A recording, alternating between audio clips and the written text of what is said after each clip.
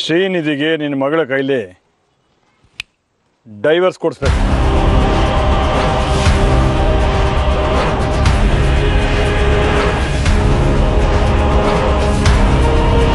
ಹುಡುಗಾಟ ಆಡ್ತಿದ್ದೀರೇನ್ರಿ? ಸಹಾಯ ಮಾಡ್ತೀನಿ ಅಂತ ನಮ್ ಜೀವನಕ್ಕೆ ಬತ್ತಿ ಇಡ್ತಿದ್ದೀರಲ್ರಿ. ಏನೋ ಗಂಡ ಹೆಂಡತಿ ಮಧ್ಯೆ ಸ್ವಲ್ಪ ಮಾತಿಲ್ಲ, ಅಷ್ಟಕ್ಕೆ ಡೈವರ್ಸ್ ಕೊಡಿಸ್ಬಿಡಕ್ಕಾಗತ್ತಾ? ಜೊತೆಗೂ ಇಲ್ವಲ್ಲ ಅವರಿಬ್ರು. ಡೈವರ್ಸ್ ಸಿಗೋಕೆ ಈ ಕಾರಣ ಬೇಜಾರಾಗೋಯ್ತು. ನಾನು ಒಪ್ಪಲ್ಲ ರೀ. ಏನೋ ಹೇಳ್ಕೊಳಕ್ ಅವಳಿಗೆ ಮದ್ವೆ ಅಂತ ಆಗಿದೆ, ನಮಗೂ ಸ್ವಲ್ಪ ದುಡ್ಡು ಸಿಗ್ತಾ ಇದೆ. ಇಲ್ದಿರೋ ಸಮಸ್ಯೆನ ನಾವ್ಯಾಕ್ರಿ ಹಚ್ಕೋಬೇಕು? ನೋಡಿ, ಅವಳೇನಾದ್ರೂ ಶ್ರೀನಿಧಿಗೆ ಡೈವರ್ಸ್ ಕೊಡ್ತೀನಿ ಅಂದ್ರೆ ಆಗ್ಲೂ ಅವ್ರ ಮನೆಯವರು ಇವಳನ್ನ ಮನೇಲಿ ಇಟ್ಕೋತಾರ, ಒಂದು ಹೊರಗಡೆ ಹಾಕ್ತಾರಷ್ಟೇ. ಅದೇ ನನಗೂ ಬೇಕಾಗಿರೋದು. ನಿಮ್ ಬೇಳೆ ಬೇಯಿಸ್ಕೊಳಕ್ಕೆ ನನ್ನ ಯಾಕ್ರಿ ಬೆಂಕಿಗೆ ನುಗ್ತೀರಾ?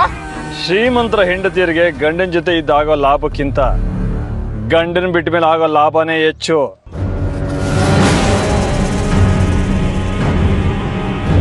ಶ್ರೀ ಕೋಟ್ಯಾಧೀಶ್ವರ ಅನ್ನಪೂರ್ಣಮ್ಮನವರ ಏಕೈಕ ಮೊಮ್ಮಗ ಜಾಹ್ನವಿ ಅವನನ್ನು ಬಿಟ್ಟು ಬಂದರೆ ಅವನ ಕೋಟ್ಯಾಂತರ ರೂಪಾಯಿ ಆಸ್ತಿ ಅವಳಿಗೆ ಪರಿಹಾರ ರೂಪದಲ್ಲಿ ಕೈ ಸೇರುತ್ತೆ. ಜಾಹ್ನವಿಗೆ ಬಂದ ಆಸ್ತಿ ನಿನ್ನ ಕೈ ಸೇರೋದು ಕೇವಲ 2 ನಿಮಿಷದ ಮಾತು. ಕಾಯಿಲೆ ಗಂಡ ಯಾವ ಟೈಮಲ್ಲಿ ಗೊಟ್ಟಕ್ಕಂತನೋ ಗೊತ್ತಿಲ್ಲ.